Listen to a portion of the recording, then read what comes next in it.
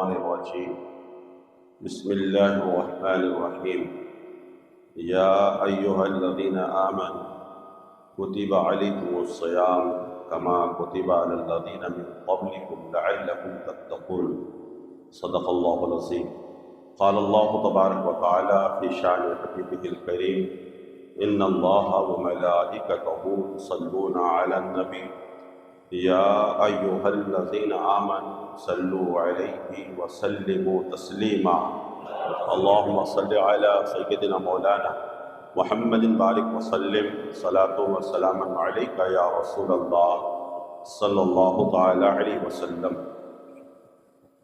غوث اعظم بمد سر و ساما مدد قبلہ دی مدد کعبہ دیما مدد سرورہ شاہ کریمہ دستگیرہ شرفا حرمت روح پیمبر نظر کن صبح ماں ایک نظر کن صبح ماں محبت کے ساتھ درود پاک اللہم صلی علی سیدنا شفیعنا مولانا محمد بارک وسلم صلاۃ و سلام علیکہ یا رسول اللہ صلی اللہ علیہ وسلم۔ وصول برکت کے لیے ایک بار اور پڑھیے اللہم صلی علی سیدنا شفیعنا مولانا محمد بارک وسلم صلاۃ و سلام علیکہ یا رسول اللہ صلی اللہ علیہ وسلم۔ نبی اور آل نبی کی بارگاہ میں صلی اللہ علیہ نبی کی رومی کی بارگاہ صلی اللہ تعالی علیہ وسلم صلاۃ و سلام علیکہ یا رسول اللہ صلی اللہ تعالی علیہ وسلم۔ دنیا کی کتابوں میں قرآن چمکتا ہے، دنیا کی کتابوں میں قرآن چمکتا ہے، قرآن میں اللہ کا فرمان چمکتا ہے، قرآن میں اللہ کا فرمان چمکتا ہے۔ معمول بنا لے جو قرآن کی تلاوت کو، معمول بنا لے جو قرآن کی تلاوت کو، اللہ کی نظروں میں وہ انسان چمکتا ہے، اللہ کی نظروں میں وہ انسان چمکتا ہے۔ اب یہ شعر سنیے گا، جن کو روزے سے الرجی ہے، روزے کے مہینے آنے کی خوشی نہیں ہوتی، یعنی جو روزہ نہیں رکھتے ان کو تو خوشی محسوس نہیں ہوگی، لیکن جو روزہ رکھتے ہیں ان کو بڑی خوشی ہوگی۔ خوشیوں کا پیغام آ رہا ہے۔ اتنے ہی لوگ روزہ رکھتے ہیں کیا؟ خوشیوں کا پیغام آ رہا ہے، مبارک ہو مومنو پھر سے ماہ رمضان آ رہا ہے۔ خوشیوں کا پیغام آ رہا ہے، مبارک ہو مومنو پھر سے ماہ رمضان آ رہا ہے۔ اے ایمان والو کتب علیکم الصیام، تمہارے اوپر روزے فرض کیے گئے، کما کتب علی الذین من قبلکم، جیسا کہ تم سے پہلے والوں کے اوپر روزہ فرض کیا گیا تھا۔ مولا بھوکا رکھنے کا مقصد کیا ہے؟ پیاسا رکھنے کا مقصد کیا ہے؟ روزہ رکھوانے کا مقصد کیا ہے؟ مولا فرماتا ہے لعلکم تتقون، تاکہ تم متقی ہو جاؤ، تاکہ تم پرہیزگار ہو جاؤ۔ میرے محترم بزرگوں دوستو، ایک بزرگ کا قول ہے کہ جس طریقے سے اللہ تبارک و تعالی کے پیارے نبی حضرت یعقوب علیہ السلام کے 12 بیٹے تھے۔ کتنے بیٹے تھے؟ 12 بیٹے تھے، لیکن ان 12 بیٹوں میں سب سے زیادہ خوبصورت، سب سے زیادہ بارگاہ یعقوب علیہ السلام میں مقبول ترین حضرت یوسف علیہ السلام۔ اللہ نے حضرت یعقوب علیہ السلام کو 12 بیٹے عطا فرمائے، اسی طریقے سے اللہ نے امت محمدیہ کو 12 مہینے عطا فرمائے۔ ان 12 مہینوں میں سب سے زیادہ خوبصورت، مبارک، مکرم، معظم، محتشم مہینہ ماہ رمضان کا ہے۔ اور جس طریقے سے حضرت یعقوب علیہ السلام نے ان تمام 11 بیٹوں کے گناہوں کو معاف فرما دیا، درگزر فرما دیا. واقعہ لمبا ہے، جاؤں گا پورا ٹائم ختم ہو جائے گا. درگزر فرما دیا، عفوِ دامن رحمت میں جگہ عطا فرما دی.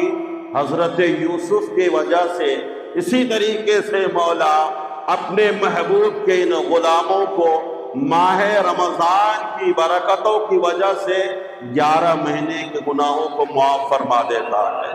11 مہینے کے گناہوں کو معاف فرما دیتا ہے. حضرات، رمضان جس طریقے سے اللہ تبارک و تعالیٰ کے صفاتی نام ہیں، انہی صفاتی ناموں میں سے ایک نام اللہ کا رمضان بھی ہے.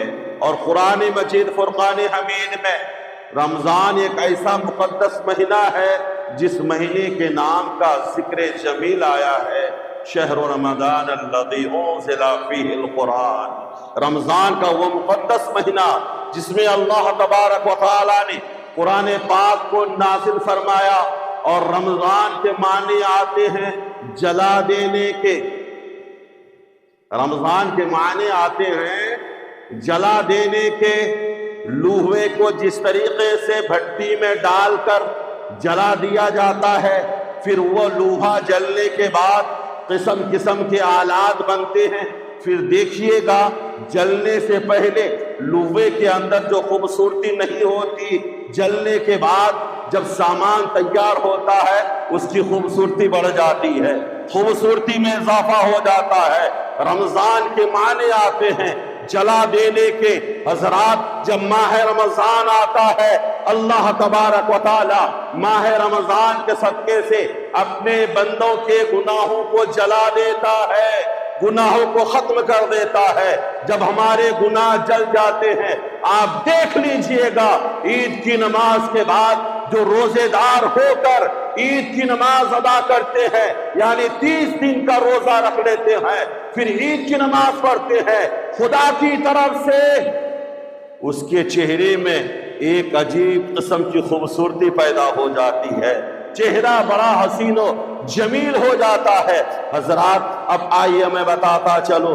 مثال کے طور پر میں ایک جگہ جانے والا تھا حاضری کی نیت سے، لیکن ایک محترم نے پہلے ہی فون کر کے بتا دیا ایک معظم مہمان آپ کے یہاں آنے والے ہیں، ایک مکرم مہمان آپ کے یہاں آنے والے ہیں.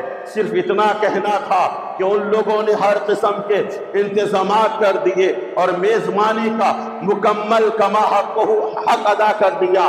میرے دوستو، دنیا کا ایک انسان، دنیا کی ایک شخصیت اگر معمولی انسان کے تعلق سے یہ کہہ دے عظیم مہمان آنے والے ہیں، ان کی عزت بڑھ جاتی ہے، ان کا وقار بڑھ جاتا ہے. میزبان کے گھر جانے والے مہمان کی ہر قسم سے خدمت و عزت کی جاتی ہے. اب آؤ، ماہ رمضان جو مہمان بن کر ہمارے اور آپ کے بیچ تشریف لانے والا ہے، ماہ رمضان کی آمد سے پہلے ہم جیسے گنہگار بندے نہیں بلکہ نبیوں کے سردار مختار کائنات اپنے صحابیوں کو جمع فرماتے ہیں، اور جمع فرمانے کے بعد مصطفیٰ جان رحمت صلی اللہ تعالی علیہ وسلم ماہ رمضان کا استقبال، ماہ رمضان کی عظمت کو کس طریقے سے اپنے صحابیوں کے درمیان بیان فرماتے ہیں. اگر آپ میرا ساتھ دیجئے گا، ایک لمبی حدیث پاک ہے، میں اسے آپ کی دعاؤں سے پڑھنے کی کوشش کروں گا، لیکن شرط یہ ہے کہ آپ ساتھ ضرور دیجئے گا. اب حدیث پاک پڑھ رہا ہوں، جس طریقے سے قرآن کی تلاوت کا سننا ثواب کا کام ہے، اسی طریقے سے مصطفیٰ کی حدیثیں بھی سننا ثواب کا کام ہے. آؤ حدیث پاک سنتے چلو. ان سلمان الفارسی قال خطبنا رسول اللہ صلی اللہ تعالی علیہ وسلم فی آخر یوم من شعبان فقال رسول اللہ صلی اللہ تعالی علیہ وسلم یا ایها الناس قد أظلكم شهر عظيم شهر مبارك شهر فيه ليلة خير من 1000 شهر شهر فيه ليلة خير من 1000 شهر من تقرب جعل الله تعالى صيامه فريضة وقيام ليله يطوى من تقرب فيه بخصلة من الخير كان كمن أدى فريضة فيما سوى ومن أدى فريضة فيه كان كمن أدى 70 فريضة فيما سوى وهو شهر الصبر والصبر ثوابه الجنة وشهر المواساة وشهر يزاد فيه رزق المؤمن. وقال رسول الله صلى الله تعالى عليه وسلم من فطر فيه صائما سقاه الله تعالى من حوض الكوثر حتى يدخل الجنة. وقال النبي صلى الله تعالى عليه وسلم وهو شهر أوله رحمة وأوسطه مغفرة وآخره عتق من النيران. وقال النبي صلى الله تعالى عليه وسلم من خفف عن مملوكه غفر الله له وعاتقه من النار. حضرت سلمان فارسی کہتے ہیں، حضرت سلمان فارسی کہتے ہیں اللہ کے نبی صلی اللہ تعالی علیہ وسلم نے شعبان کے آخری دنوں میں، تھکا ہوا انسان ہو ساتھ دیجیے گا، شعبان کے آخری حصے میں صحابہ کرام کو جمع فرمایا اور جمع فرمانے کے بعد کہا اے لوگو قد اظلکم شہر عظیم، تمہارے اوپر ایک شہر عظیم سایہ فکن ہونے والا ہے. اور شہر عظیم کون کہہ رہے ہیں؟ جو رسول اعظم ہے، جو رسول اعظم ہے. رسول اعظم ماہ رمضان کو شہر عظیم کہہ رہے ہیں، رسول مبارک ماہ رمضان کو مبارک کہہ رہے ہیں. اظلکم، جانتے ہیں اظلکم کا مطلب کیا ہوا؟ سایہ. وَظَلَلْنَا عَلَيْكُمُ الْغَمَامَ، مت ساتھ دیجئے، مت ساتھ دیجئے. وَظَلَلْنَا عَلَيْكُمُ الْغَمَامَ، اللہ نے موسیٰ کی قوم کے لیے بادلوں کا سایہ کیا. جب سایہ ہوتا ہے دھوپ کی تپش سے آدمی بچ جاتا ہے، جب سایہ ہوتا ہے گرمی سے بچ جاتا ہے، جب سایہ ہوتا ہے حرارت سے بچ جاتا ہے. نبی فرماتے ہیں ایسا مبارک اور معظم تمہارے درمیان آنے والا ہے، قد اظلکم، اس کا سایہ رحمت تم پر لٹکا ہوا رہے گا، وہ مہینہ رحمت کا سایہ فگن رہے گا. شہر عظیم جعل اللہ تعالی صیامہ فریضہ، اللہ نے اس مقدس مہینے کے روزے کو فرض کیا. وقیام لیلہ یطوعہ، اور اللہ نے اس کی راتوں کو جاگنا، قیام فرمانا نفل بتایا. من تقرب فیہ بخصلۃ، جب کوئی بندہ تقرب الہی حاصل کرنا چاہتا ہے نفلی عبادتوں کے ذریعے سے، اب اگر کوئی بندہ نفلی عبادت ادا کرتا ہے ماہ رمضان میں تو عام دنوں میں فرض عبادت کرنے کا جو ثواب ہوگا، نفل عبادت کرنے کا ثواب فرض کے برابر مولا ماہ رمضان میں عطا فرمائے گا، ماہ رمضان عطا فرمائے گا. وَمَنْ عَدَّى فَرِيضَةً كَانَ كَمَنْ عَدَّى 70 فَرِيضَةً، اور جو ماہ رمضان میں ایک فرض ادا کرے گا. ارے کتنے خوش نصیب ہو تم لوگ، نبی کے صدقے سے مولا کیا کیا دے رہا ہے، کیا کیا عطا فرما رہا ہے. جو ایک فرض ادا کرے گا ماہ رمضان میں، گویا کہ غیر رمضان میں اس نے 70 فرض ادا کیا، اس نے 70 فرض ادا کیا.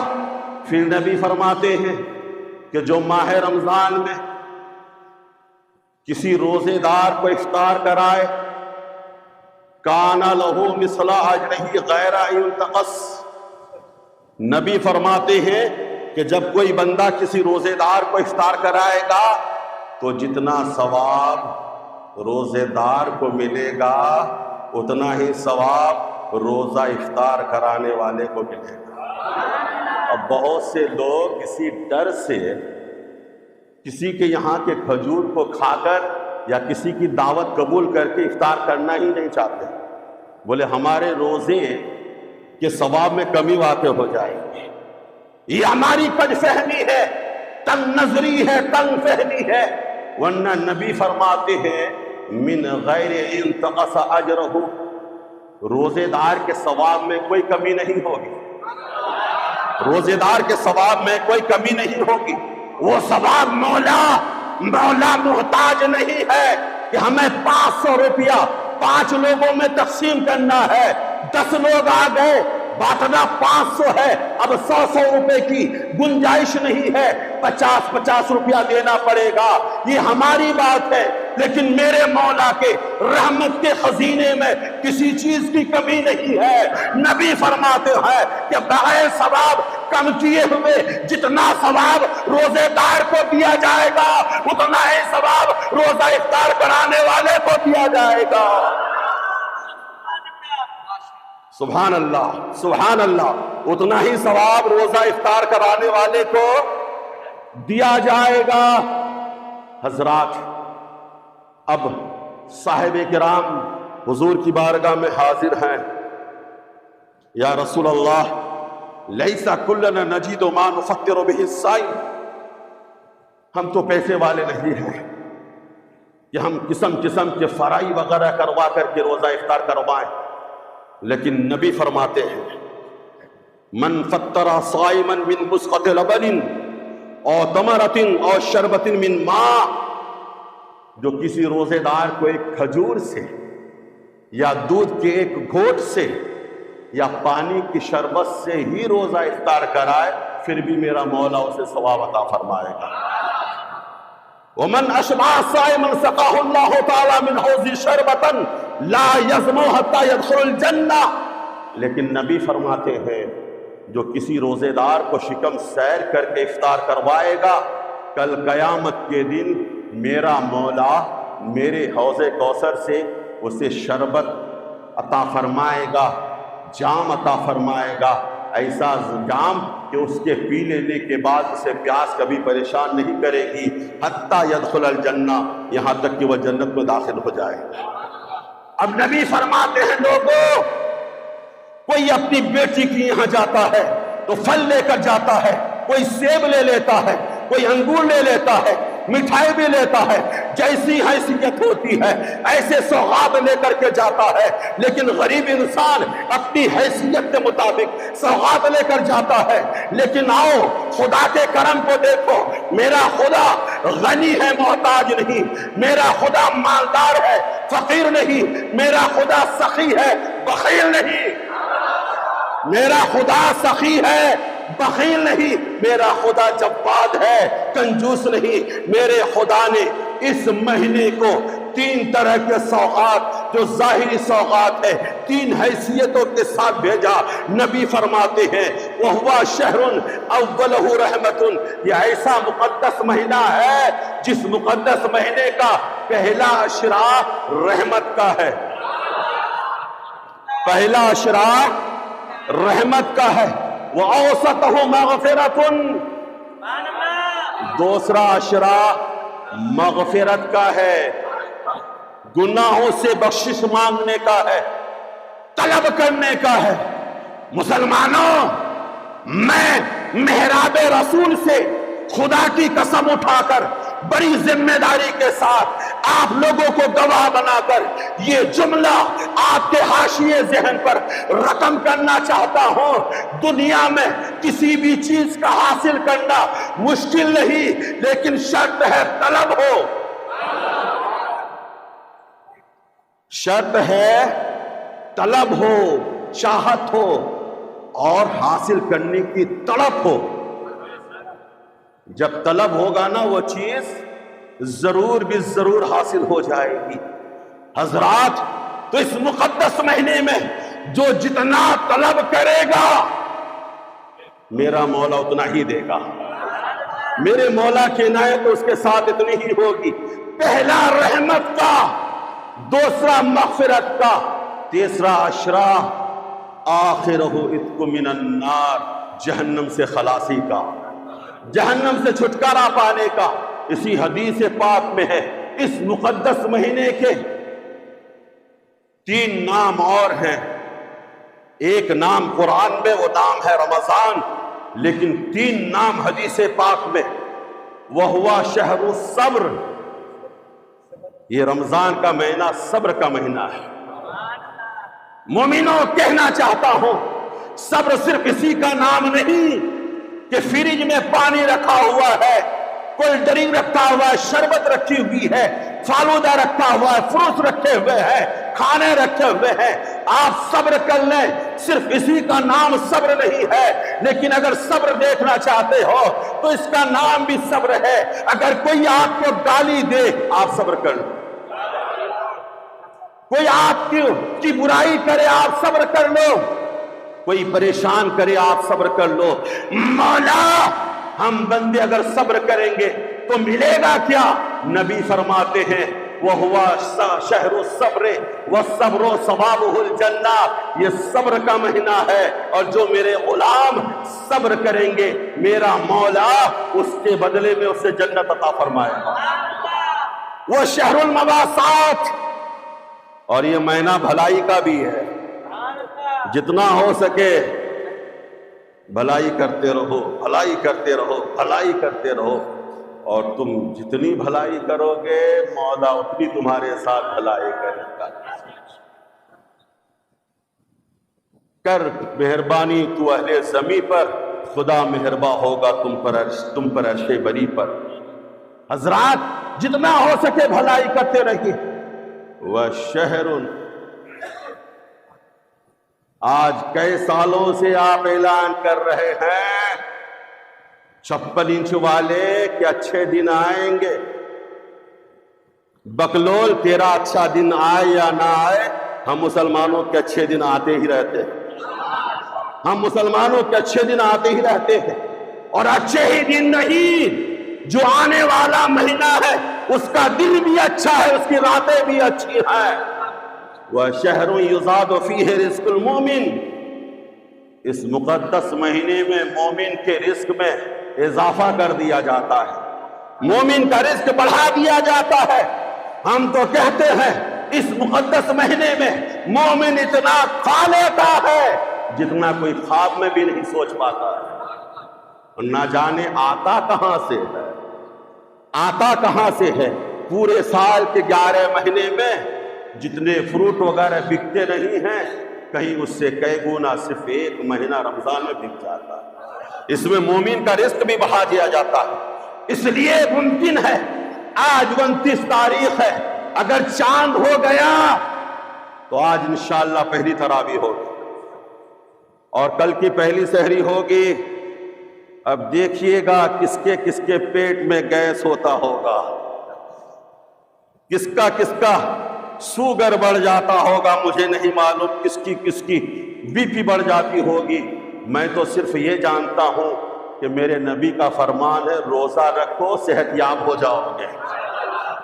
دنیا کے سارے لوگوں کی باتیں بدل سکتی ہیں لیکن نبی کا فرمان کبھی نہیں بدل سکتا، اس لیے کہ نبی کا فرمان قرآن ہے. اے قول محمد قول خدا، بدلے گا زمانہ لاکھ لیکن قرآن نہ بدلا جائے گا.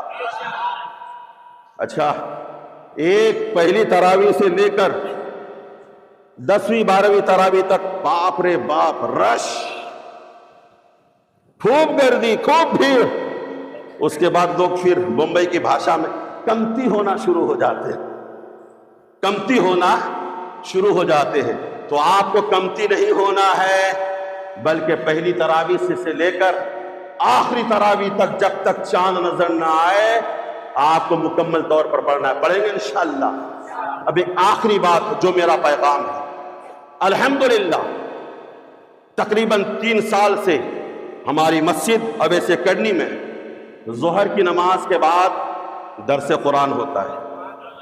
آپ نہیں کہیں گے سبحان اللہ؟ زور سے کہیے، کیونکہ میں اس کا کوئی اجر آپ سے نہیں لینا چاہتا، اس کا اجر میرا مولا مجھے عطا فرمائے گا. امسال بھی ہوگا. آخری بات، حضور کی بارگاہ میں ایک نوجوان صحابی رسول حاضر ہیں. جبریل امین تشریف لائے. لانے کے بعد کہا یا رسول اللہ، یہ جو آپ کے صحابی موجود ہیں نا، ان کے زندگی کے چند منٹ باقی ہیں، زندگی کے چند منٹ باقی ہیں. چند منٹ کے بعد ان کی روح اس سے انصوری سے پرواز کر جائے گی، دنیا سے رحلت کر جائیں گی. نبی کی آنکھیں اشکبار ہو گئی، کیونکہ ماں باپ سے زیادہ کریم ہمارے لیے ہمارے نبی ہیں. نبی کی آنکھیں اشکبار ہو گئی. مصطفیٰ نے فرمایا اے نوجوان، تمہاری زندگی کے چند منٹ باقی ہیں، جاؤ جن سے بھی ملنا چاہو، جن سے بھی ملاقات کرنا چاہو، مل لو، ملاقات کر لو۔ اس نے کہا یا رسول اللہ ہمارے زندگی کے آخری وقت ہے، میں کہاں ماں باپ سے ملنے جاؤں، کہاں رشتہ داروں دوستوں پڑوسیوں سے ملنے جاؤں، آپ کی بارگاہ سے بہتر کسی کی بارگاہ ہو نہیں سکتی۔ بخدا خدا کا یہی ہے در، میرے اعلیٰ حضرت کہتے ہیں بخدا خدا کا یہی ہے در، نہیں کوئی مفر مقر، جو وہاں سے ہو یہی آ کے ہو، جو یہاں نہیں تو وہاں نہیں۔ آواز آ گئی، بس 2 منٹ 1 منٹ تو بڑھ سکتا ہے، بہرحال معافی چاہتا ہوں، یہ سن لیجئے۔ پھر حضور نے فرمایا جاؤ لے لو، لیکن وہ صحابی رسول کہتے ہیں میں کہیں اور نہیں جاؤں گا۔ آج کا نوجوان ہوتا جب مرنا ہی ہے تو 2-4 کو مار تو پھر مروں، یہ سوچ ہوتی۔ نبی نے یہ بھی نہیں فرمایا وضو کر لو تہجد پڑھ لو، نہیں، نبی کیا فرماتے ذرا دیکھو، اشتغل بالتعلم، تمہارے زندگی کے جو آخری چند لمحات بچے ہوئے ہیں تعلیم حاصل کرنے میں لگ جاؤ، تعلیم حاصل کرنے میں لگ جاؤ۔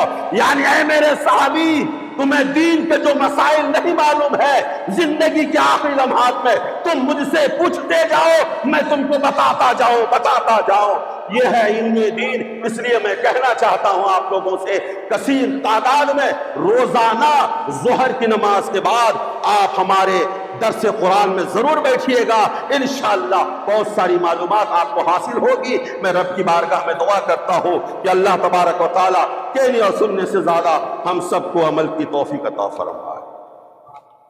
ہاں یہ کیا ہے بھائی ہندی میں؟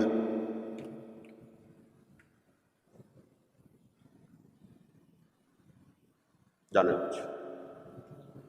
انشاءاللہ عشاء کی نماز 9 بجے کھڑی ہوگی۔ کئے بجے؟ 9 بجے، یعنی جس دن پہلی تراویح ہوگی اس دن عشاء کی جماعت کئے بجے کھڑی ہوگی؟ 9 بجے۔ اچھا ایک بات اور بتا دوں، معافی چاہتا ہوں، آپ لوگ زیادہ تر کوشش کیجئے کہ اپنے گھروں سے وضو کر کے نکلیے۔ غلط کہہ رہا ہوں کیا؟ وضو کر کے نکلیے، انشاءاللہ وضو کی برکت سے جب آپ نیت کر کے نکلیں گے تو ہر قدم میں آپ کو ثواب ملے گا، اور یہاں رش آپ کو نہیں ملے گا، گردی آپ کو نہیں ملے گی۔ میں رب کی بارگاہ میں دعا کرتا ہوں اللہ تعالیٰ کہنے اور سننے سے زیادہ ہم سب کو عمل کی توفیق عطا فرمائے۔ جلدی کھڑے ہو جائیے، کندھے سے کندھا ملا لیجئے، صف درست کر لیجئے۔ جو لوگ بالائی مسجد میں جو جہاں کھڑے ہیں سب لوگ کھڑے ہو جائیے، کندھے سے کندھا ملا کر صف درست کر لیجئے اور سنت نماز ادا کر لیجئے۔ السلام علیکم ورحمۃ اللہ وبرکاتہ۔